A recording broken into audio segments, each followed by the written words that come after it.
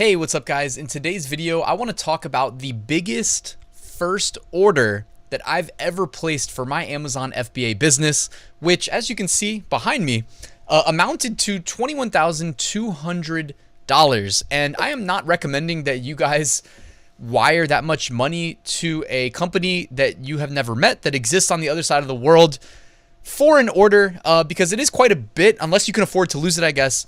In my case, I mean, it was a little bit of a leap of faith. I will let you know that I did the 30% deposit, 70% after the, order is produced deal.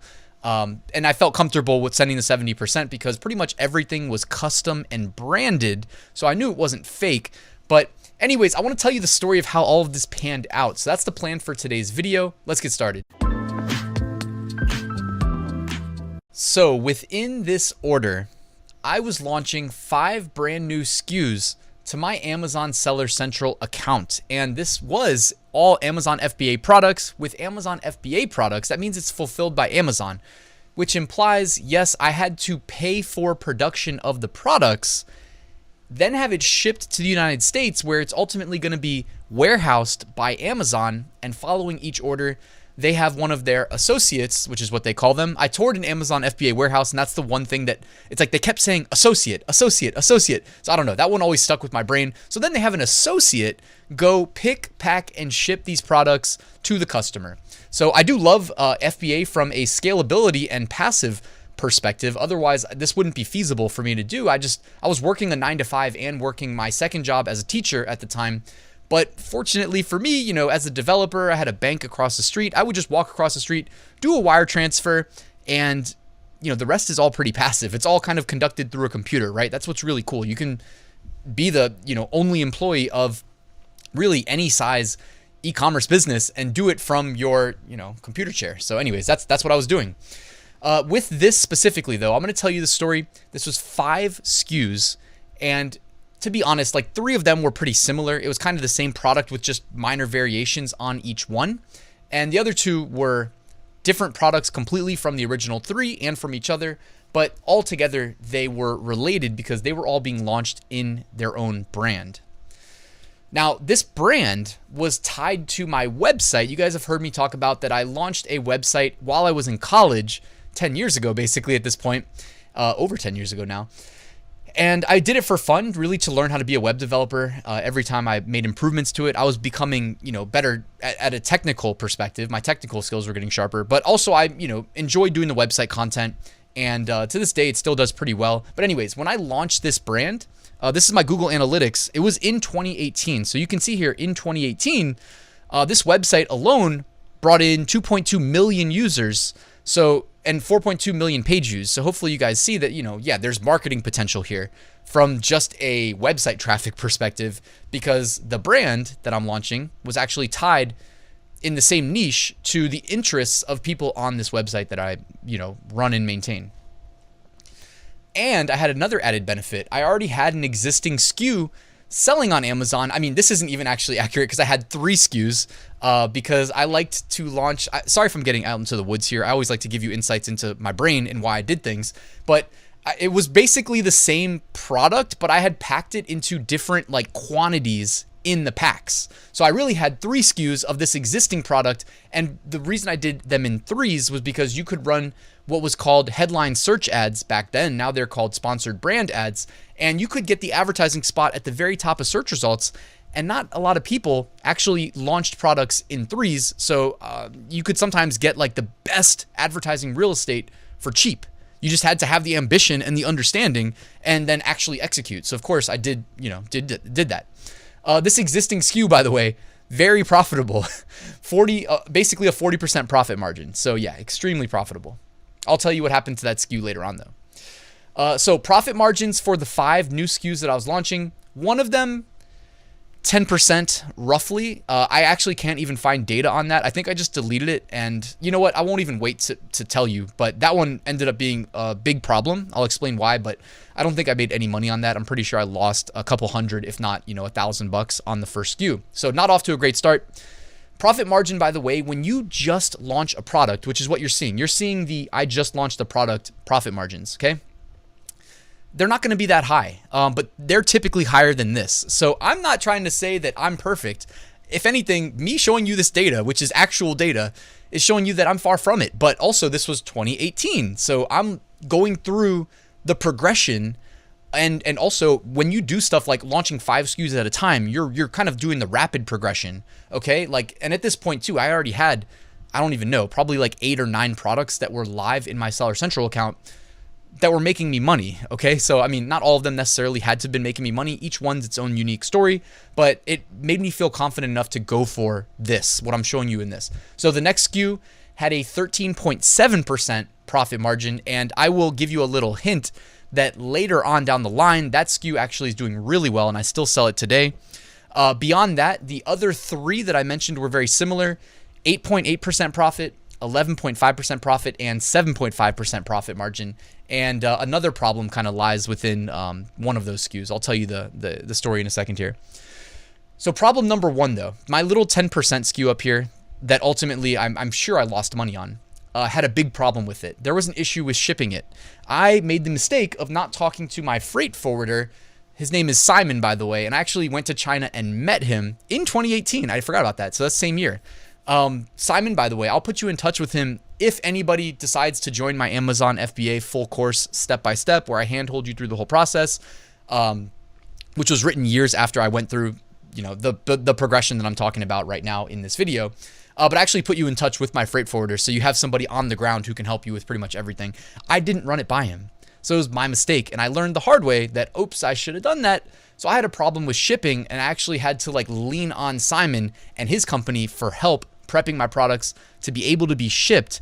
And I'm pretty sure it also like caused me to have to pay quite a bit more than I initially expected.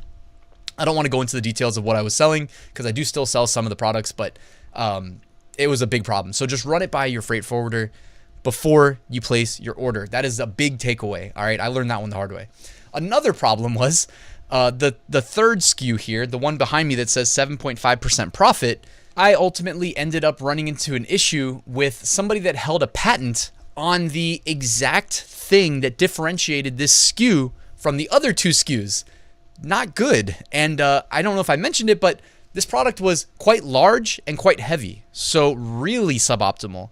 And I had to do a removal order from FBA to my house. I had these massive pallets of product in my driveway, and I know some of you guys watching have probably gone through this. I was just talking to somebody the other day who had a similar issue, and I think all FBA sellers probably go through it at least once. I had to modify the product by myself, which I never wanted to touch any of the products. I've got better things to do. And then I had to take it and ship them back. I had to relabel them and ship them back. Yeah, it was just a big pain in the butt, expensive, and time consuming. So not fun. The outcome, though, of me telling you these stories, guys, and I'm keeping it 100, keeping it transparent. Well, the best story that came from this was the product that had a 13.7% profit margin. I actually found a different supplier for this product after I had ranked it and established it and, you know, felt confident in it as a winner. Okay, and by the way, this was not one of the big, bulky, heavy products. All right, and this wasn't a product that I had any issues shipping. It wasn't a product that had any patent issues. Just a nice, simple, I mean, when I say simple, I actually did make a couple changes to it based on customer feedback. And I implemented this when I switched suppliers. Now, you're not really supposed to do this per se, but it basically was the same product, just one minor tweak. And, you know, I won't say exactly what it was, but basically it went from having 3 components to 2 components. The customers didn't like the extra component, so I just took it out, which reduced my cost. All right, so next thing you know, I've got by today's numbers, so this number has actually been as high as like 44% profit margin, but raw material costs and whatnot have gone up, so the suppliers keep upping the price on me, which, I mean, I get it, I guess. I can't really complain. I'm making basically a 36% profit margin, and I've made easily 5-figure profits. This product sells year-round, and it sees a nice uptick in sales during certain times of year, obviously fourth quarter, but also other times of year, like around the time where there's get-togethers and parties and whatnot. The other 5 SKUs that I've referenced, I don't sell any of them, all right, for various reasons. There were the 3 products that were very similar that had low margins.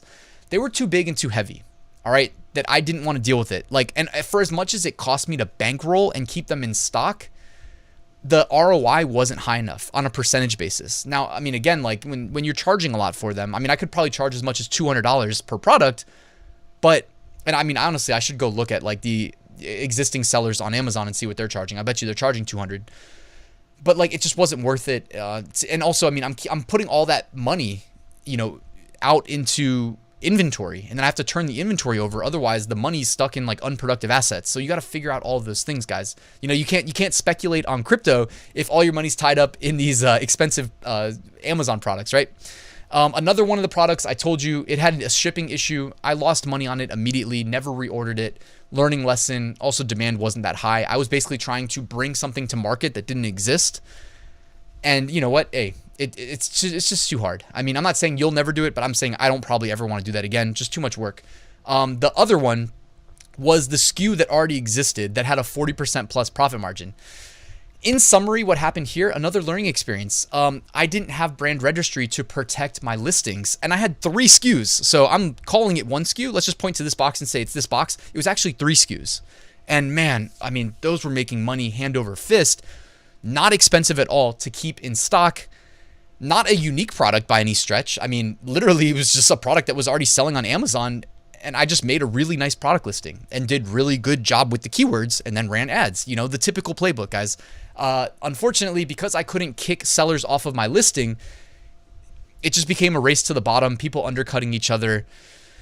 It wasn't worth my time to fight, because I wasn't able to, basically, this was before the IP accelerator existed, I think. At least I didn't know about the IP accelerator to get expedited brand registry and be able to kind of fight with people. But also, it's kind of opening a can of worms where the product wasn't a hard product to replicate either. Like I said, it was just the quantities that I was selling in that made the SKUs unique.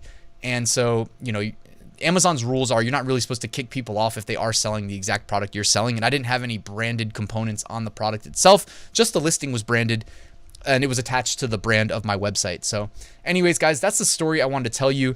Ultimately, though, I'd still say it's well worth the experience. Number one, great learning experience, which is hard to assign a monetary value to. Number two, I'm still got this one SKU cranking. Like, it's doing really well today. 36% profit margin. Like I said, that's probably going to continue to go down as raw material costs go up and as shipping costs go up. But, you know, money's money. And I'm doing this in my sleep. You know, these sell, 8 to 10 units a day easily. And like I said, they can see accelerated sales at different times a year. So guys, thank you for watching this video. As I sign off, please take advantage of the free weekly print-on-demand giveaway in the description. I've got a 7-day FBA mini course in the description that'll help you get started. All I need is your email address. I'll send you 1 lesson a day for 7 days. I've got an Amazon FBA Facebook group in the description. And of course, I have my full FBA course, which is the most thorough one out there. I stand by that. It is extremely thorough. It shows you what you need in the order you need it. Plus, I'm here to help you with your business. So check that out. There's a link in the description. Guys, thank you for watching this video. Please hit that like and subscribe button, and I'll see you tomorrow with a new video.